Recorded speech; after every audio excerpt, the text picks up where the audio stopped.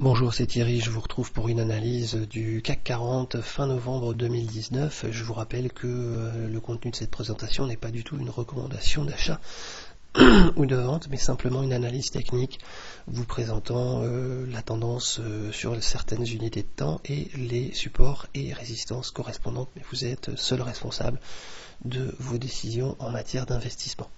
Alors, allons voir un peu le CAC 40. D'abord sur l'unité mensuelle, vous voyez que clairement on s'est affranchi de la zone de résistance qui était ici, je vais la mettre en gros dans la zone des 5600, on la dépasse avec une belle bougie mensuelle encore, on est retenu malgré tout par la Bollinger supérieure ici au-dessus de nos têtes, et puis nous avons donc ces reports de range tous les 500 points que j'ai mis en vert à l'horizontale. Vous voyez que le prochain est à 6050 avec une bolle 100 aussi qui passe dans la zone des 6020, donc si on continue la hausse, il faudra vraiment faire attention à cette zone symbolique entre 6000, bien sûr, gros support symbolique, et puis 6020, 6050, ici où nous avons également des résistances. Une autre chose que je surveille avec attention sur l'unité mensuelle, c'est la formation éventuelle d'un 1, 2, 3 MACD, ici vous voyez, où on a des sommets en termes de prix de plus en plus haut, et puis des sommets de MACD de plus en plus bas, et alignés. Donc la zone d'impact d'un potentiel 1, 2, 3 MACD maintenant est proche, dans les 2-3 mois qui suivent. Donc je vais faire attention à cette MACD pour voir ce qui se passe. Je vais surveiller également le cycle court qui se trouve en zone de surachat parce que la possibilité qu'on ait une correction baissière maintenant pour moi se rapproche, avec éventuellement un retest de cette ancienne zone de résistance, vous voyez, horizontale, pour tester son inversion de polarité et voir si elle joue un rôle de support. Et là on parlerait quand même d'une zone qui se trouve dans les 5600 points. En UT hebdomadaire, on est un petit peu dans la même configuration. Vous voyez qu'on a depuis fin décembre 2018 un beau canal haussier dans lequel on pourrait plonger dans une euphorie admiratrice en disant on est en train de former un flag ici, voilà la première hausse du flag, du drapeau pardon en français, avec les oscillations de correction. Puis si je prends la base ici et que je trace théoriquement la finalisation de cette figure, elle pourrait nous porter à 6200 qui correspond aussi au haut de ce canal haussier. Ceci étant, il ne faut pas oublier qu'on est aussi dans un canal haussier de moins forte pente, mais qui est tout aussi présent et plus long terme même. Vous voyez qu'on peut relier ici 1, 2, 3 plus bas, et ici de façon très précise 1, 2, 3, 4 plus haut, voilà en traçant la parallèle au-dessus. Donc on est dans un canal haussier de moins forte pente, très précis, de plus long terme, et justement on se cogne la tête à ce canal. Là en ce moment on est vraiment au contact de cette zone de résistance, donc bien faire attention parce que pour viser les 6200 ou même les 6000, il faudrait déjà franchir cette résistance.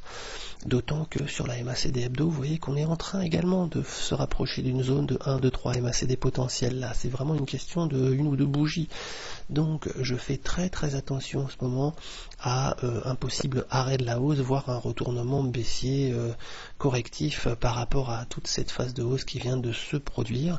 Pour l'instant sur l'OBV, les volumes, vous voyez, il n'y a pas d'alerte, on continue de suivre ce canal. J'ai mis en vert les supports, en rouge la zone de résistance.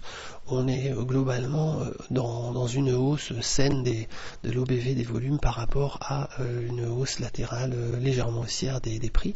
Mais voilà, on est dans une zone potentielle de retournement à la fois en mensuel et en hebdomadaire, donc c'est des unités assez longues, ça ne veut pas dire que ça pourrait se produire demain, mais en tout cas, attention, on est rentré pour moi dans une zone d'alerte où il faut être extrêmement vigilant par rapport à la poursuite de la tendance. En daily, on voit un petit peu la même chose. Alors on a un cycle court, vous voyez, qui a baissé vraiment depuis plusieurs bougies, qui se retrouve maintenant dans la zone de survente, mais le cycle long est en train de se retourner à la baisse lui aussi, donc méfiance. Il va falloir surveiller de près ce que font les prix lorsque le cycle court daignera remonter, et d'ailleurs voir si le cycle court parvient à retrouver l'élan qui l'emmènera dans sa zone de surachat. Donc ça, c'est un des indicateurs que je vais suivre de près dans les premiers jours du mois de décembre. Et puis d'un point de vue MACD, vous voyez qu'on a des petits signaux d'alerte aussi. Croisement MACD baissier, non croisement toujours baissier de la MACD. Malgré tout, pour l'instant les prix corrigent peu. Je vais faire un petit zoom.